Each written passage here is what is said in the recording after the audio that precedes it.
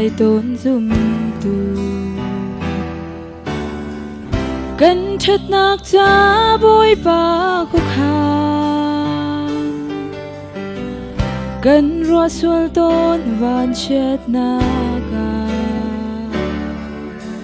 thấy chiêm lâu in har nạc tông bal lâu dùm tu chát nạc chim móc anh thấy lâu har nạc penny mi bùi đồ gần cha đắm na dàn cha nên liếm lâu chuyện mơ tình khoai tay khâu ri lâu tua rin nấu lâu chuyện mơ lùng lâm nạc suy chỉ đã khâu lâu tua nạc penny thật cho tua nạc penny thật cho cần cha tin mi thiêu cha cần châu khổ nạc tiếng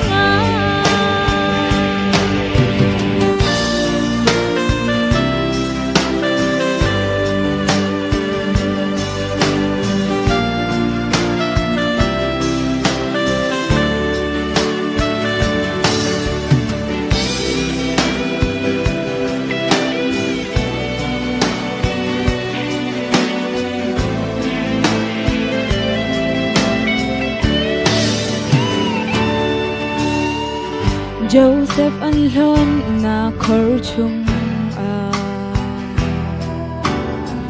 Egypt siang prang chadan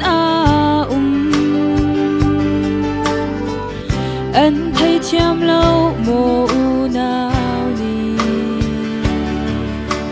an zuar sel dàn cha đã liếm lâu chuyện mô tình khoai tay khâu ri lâu tua rin nấu lâu chuyện mô lùng lâm nạc suy đã chi đã khâu lâu tua nạc penny thật cho tua nạc penny thật cho cần cha tin mi thiêu cha